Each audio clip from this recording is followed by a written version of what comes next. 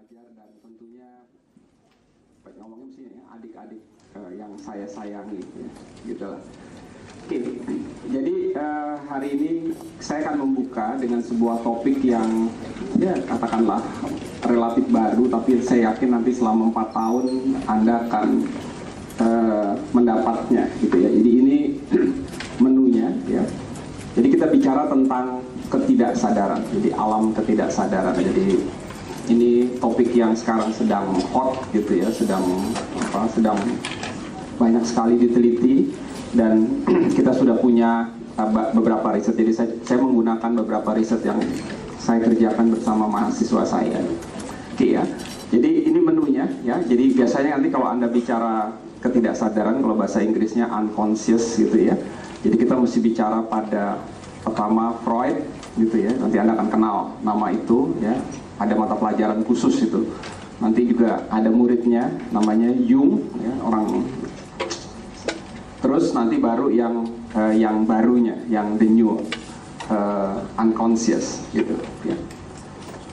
Oke, jadi kalau ada pertanyaan dicatat aja dulu. Nanti terakhir Anda tanyain gitu ya. Jadi supaya dia nggak terlupa.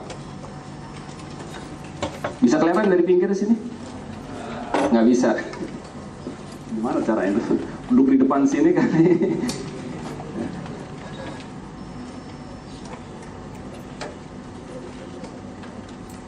Kelihatan? Yang situ nanti nggak kelihatan. Ya lumayan ya. Iya daripada enggak. Oke. Saya nggak kelihatan sekarang.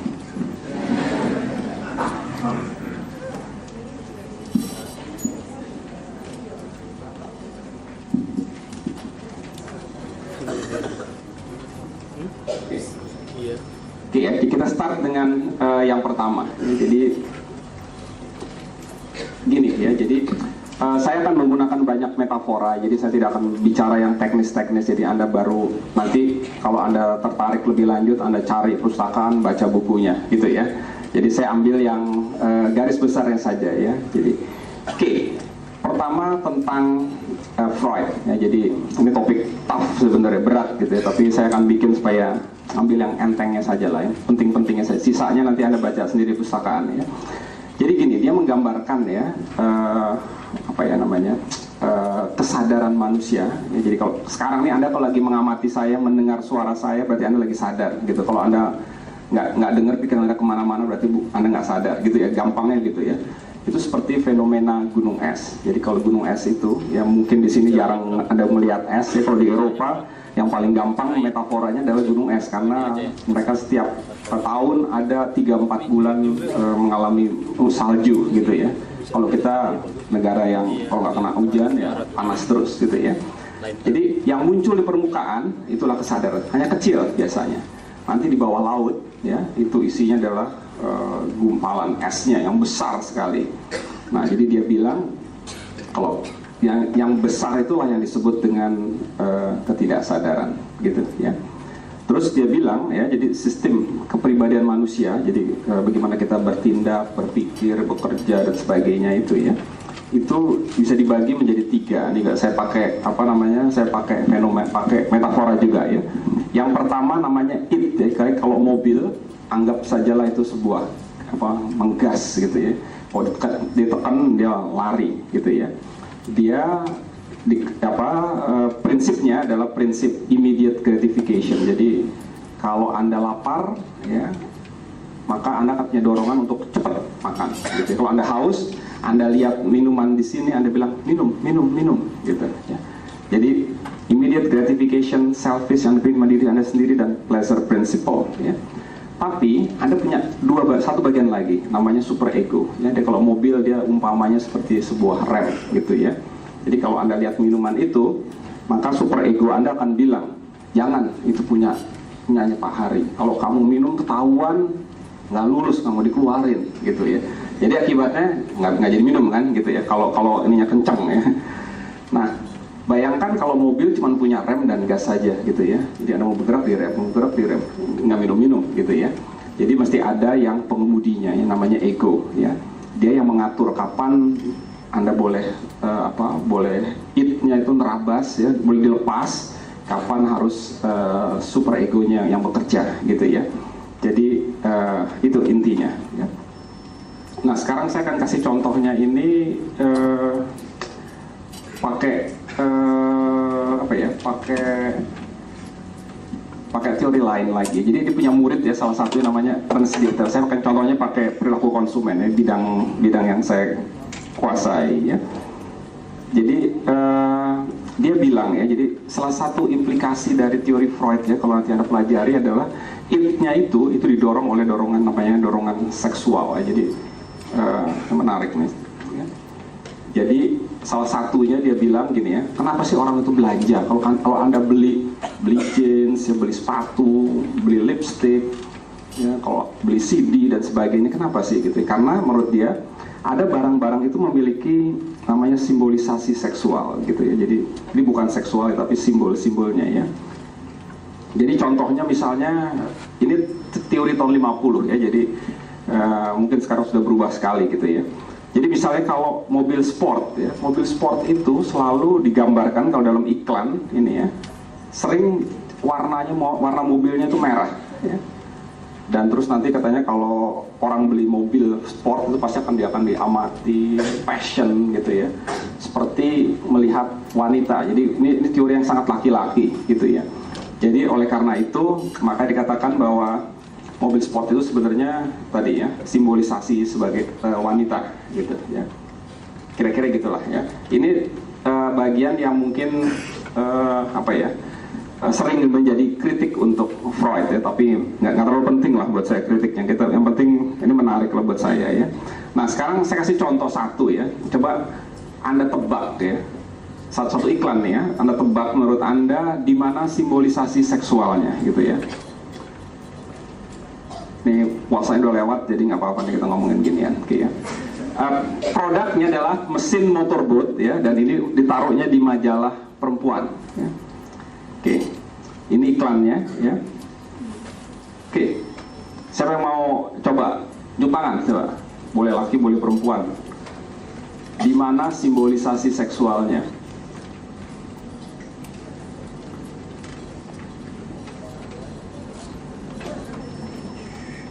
Udah jangan cerita ke teman, tunjuk tangan aja. Iya, silakan. Nama Anda siapa? Yang berdiri coba biar keras kedengaran. Kencang suaranya.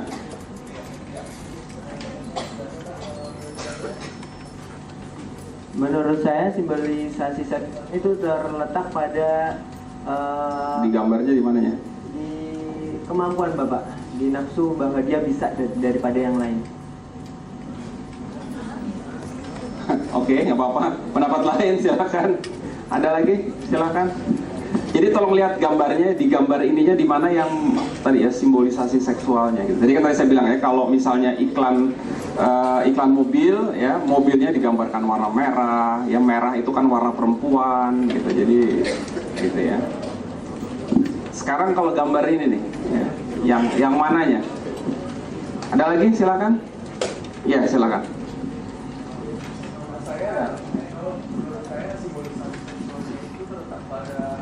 Gambarnya coba.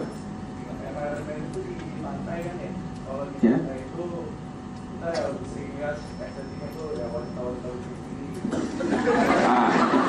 Gini, lihat dari gambar ini aja ya, jadi jangan kemana-mana. Di gambar ini, yang ada di gambar ini.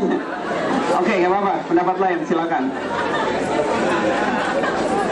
Yang keras ya, enggak. Yang kedengeran. Radit ya, oke.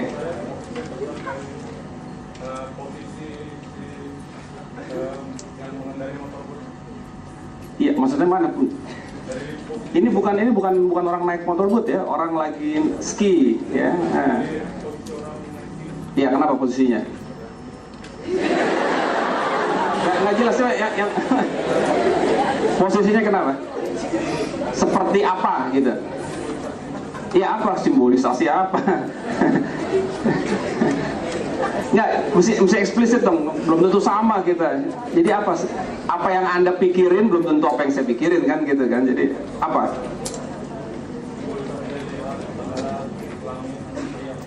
pinter deh. Oke ya. Jadi ini ya, ini menurut ini ya, kalau apa interpretasi dari teori, kita pakai teori tadi ya, ini adalah simbolisasi alat kelamin pria yang sedang aktif gitu ya.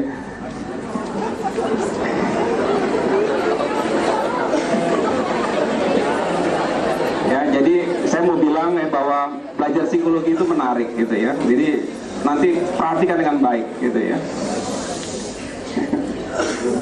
Oke ya. Oke, berikutnya ini teori berikutnya, saya cepat aja ya. Jadi berikutnya adalah muridnya ya. Jadi kalau tadi ya, semua ketidaksadaran individu ya. Jadi kalau Anda misalnya ingat tadi sebelum kesini ketemu siapa, nah itu Anda simpan di dalam ketidaksadaran pribadi tadi ya. Nah, teori Jung yang sangat kontroversi adalah bahwa kita juga mewarisi sejak lahir adalah apa yang disebut dengan ketidaksadaran kolektif. Jadi ketidaksadaran ini sifatnya gambar ya. Jadi kalau kita udah punya gambar-gambar di kepala kita gitu ya.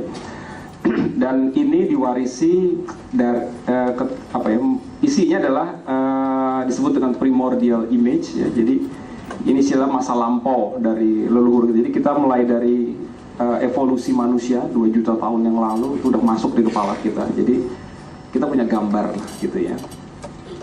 Jadi kalau saya tanya misalnya ke Anda ya, nanti saya kasih contoh ya. Anda punya gambaran nggak yang disebut dengan bajai?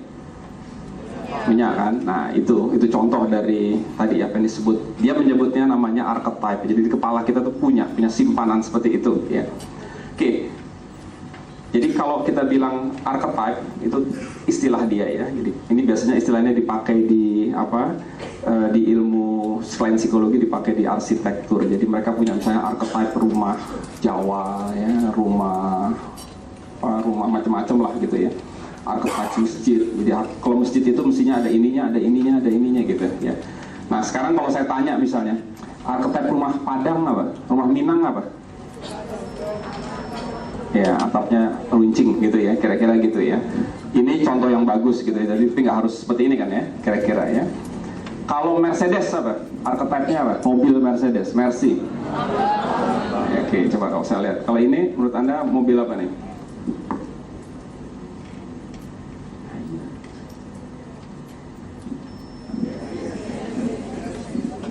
BMW. Mercy ya. Dari mana? Ya, jadi nanti ada tadi itu ya lambangnya ya. Jadi tadi ya, jadi kalau Anda saya suruh keluar misalnya, coba Anda cari di tempat parkir, ada nggak Mercedes? Anda bisa mengenalinya? Walaupun katakan Mercedesnya warnanya macam-macam, dirubah sedikit apa ya. Jadi kita punya kemampuan itu ya. Jadi itu yang disebut dengan archetype ya. Tapi ini semua adalah archetype modern ya, contoh-contohnya. Jadi archetype yang dia gunakan misalnya ibu gitu ya. Anda punya kan konsep seorang ibu gitu ya. Anda punya gaya ibu itu adalah misalnya wanita pasti gitu ya. Kedua, dia mencintai anaknya. Apapun anaknya yang dikerjakan anaknya. Jadi kalau bapak lain, bapak itu biasanya kalau anaknya tidak menuruti perintahnya, maka dia akan nega, usir gitu. Tapi kalau ibu biasanya tidak gitu, katanya begitu ya. Oke, saya kasih contoh juga yang iklan gitu ya. Jadi archetype itu ada banyak sekali ya, ada sebanyak benda atau sebanyak apapun yang ada di dunia ini ya.